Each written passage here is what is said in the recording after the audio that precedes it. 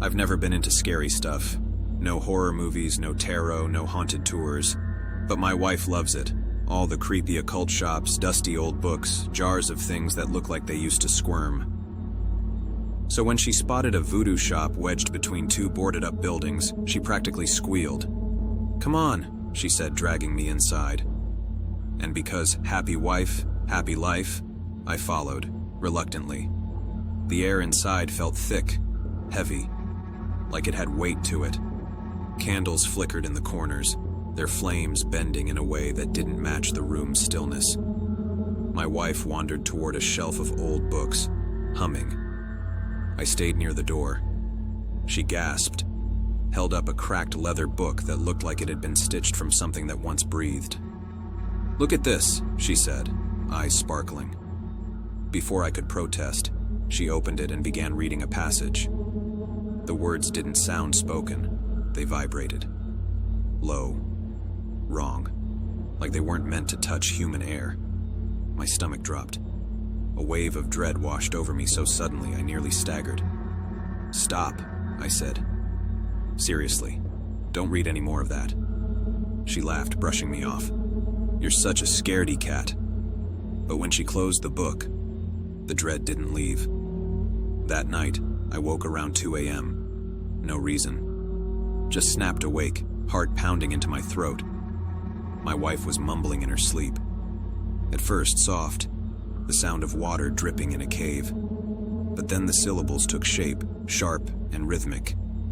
The same ritual from the book, word for word, perfectly pronounced. As she whispered, something shifted in the hallway. A faint tapping, like someone knocking from far away. Once, twice, then closer. A soft skitter, like fingernails brushing the wall. I shook her. "Wake up." The tapping stopped instantly, like it had never existed. She blinked at me, confused. "Were you having a nightmare?" I didn't answer. The next night, I pretended to be asleep. I wanted to know if it would happen again. At 1:47 a.m., she started, not mumbling this time, chanting. The air in the room tightened like a fist, and the house responded. A soft vibration rolled through the walls. Then the faintest whisper of footsteps. Not steady ones, not walking, something dragging. The footsteps moved from downstairs to the first landing. Slow, uneven, deliberate. As she chanted, a shadow passed under our door. I swear I saw fingers, long and thin, reaching under the crack, tapping lightly, almost politely. I lunged toward her and shook her awake. Silence. The shadow vanished, but the air still smelled faintly of earth, like something had just crawled out of it. The third night she didn't mumble. She projected. Her voice was layered, hers and something beneath it, low and ancient, weaving through her words. The temperature dropped. The breath in front of my mouth misted. Then the scratching began. Not from the hallway, not from the floor, from inside the walls. Like something trapped was clawing its way out. Faster and faster, frantic, desperate scratches surrounding the entire room. The bed began to tremble, just a vibration at first, then shaking like something below us was slamming upward. Her chanting grew louder, cadenced, ritualistic. I grabbed her shoulders. "Wake up! Wake up!" The bed stopped. The scratching ceased. The room snapped still. She blinked awake, annoyed. "What is your problem?" I didn't sleep again. By night 4, I dreaded nightfall, dreaded silence, dreaded her closing her eyes. She was asleep within minutes. I stayed awake watching her. At 12:41 a.m., her breathing hitched, slow, then steady. Then, the chanting resumed. But this time the words were clearer than ever. They rolled off her tongue like she'd practiced for years. And that's when the house changed. Every door in the house creaked open at once. Long, groaning moans that echoed down the halls. Footsteps thundered up the staircase. Not slow, not dragging, running, sprinting. The shadows under the door danced wildly, like multiple things were passing by, tall, crawling, twisting shapes. The doorknob twitched, turned, began shaking violently. "Wake up!" I grabbed her. She stirred, barely.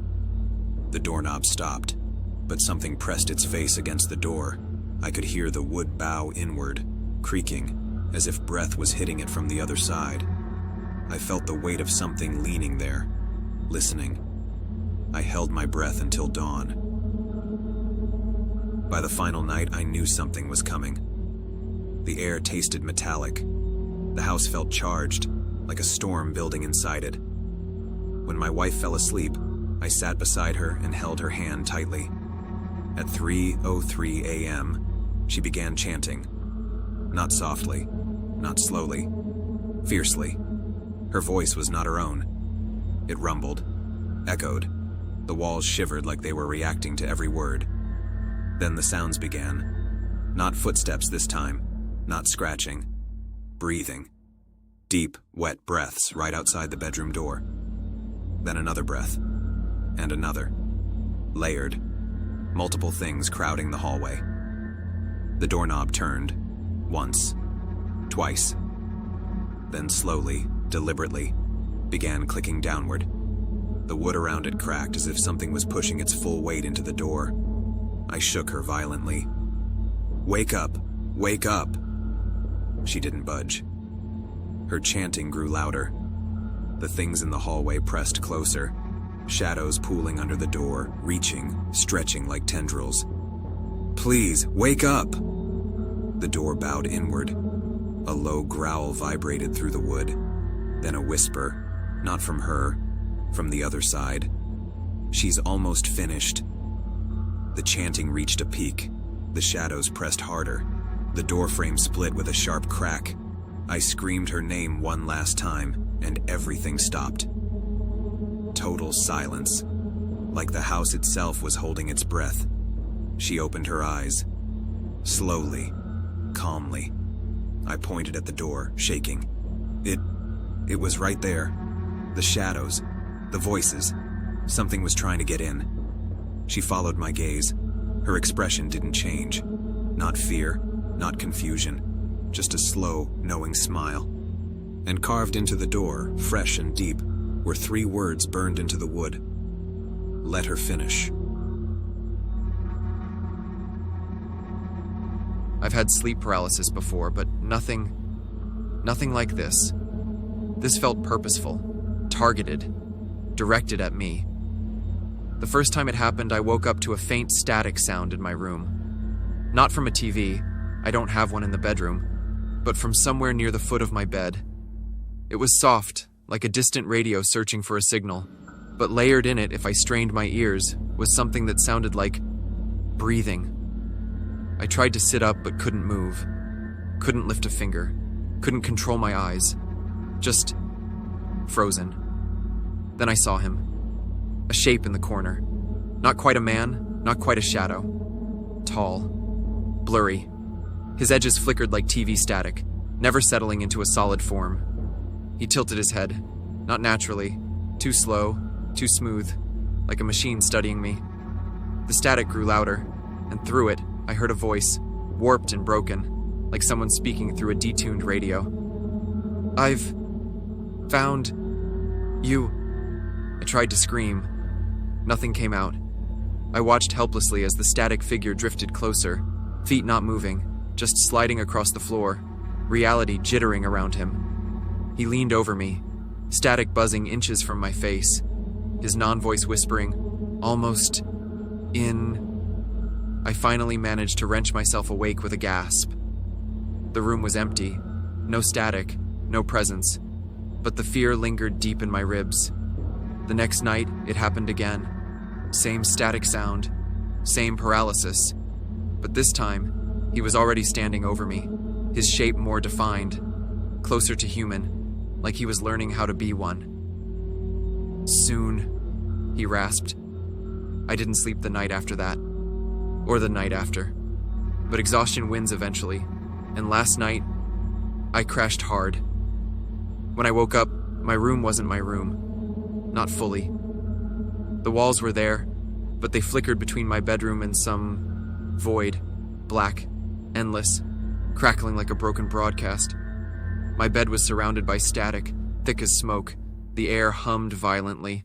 He stepped out of the corner, fully formed this time, a man-shaped figure of distortion. His face was a whirl of static lines, skipping and bending like corrupted footage. He stood at the edge of my bed, watching me. I tried to wake up. I tried everything. Nothing worked. His voice buzzed directly inside my skull. Now, let me in. His hand, if you could call it a hand, lowered toward my chest. Static crackled through the air. I felt a coldness sink into my ribs, like fingers slipping through me. My vision blurred. Black spots swallowed the edges. He pressed harder. Static roared. I thought that was it. I thought I was gone. Then the lights in the real world flickered. My alarm clock glowed. Just barely. The shape recoiled.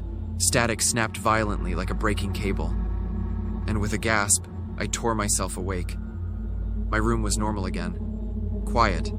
Still. But on my chest, etched into the skin like frostbite, was a faint imprint. 5 long, static-like lines spreading from my sternum outward. Like a hand had been pressed there. His hand. I haven't slept since. I'm terrified of what happens when I dream again. Because he's growing clearer, closer, more solid. And the last thing he said, the part that still echoes in my head, wasn't a threat. It was a promise. Next time, you don't wake up.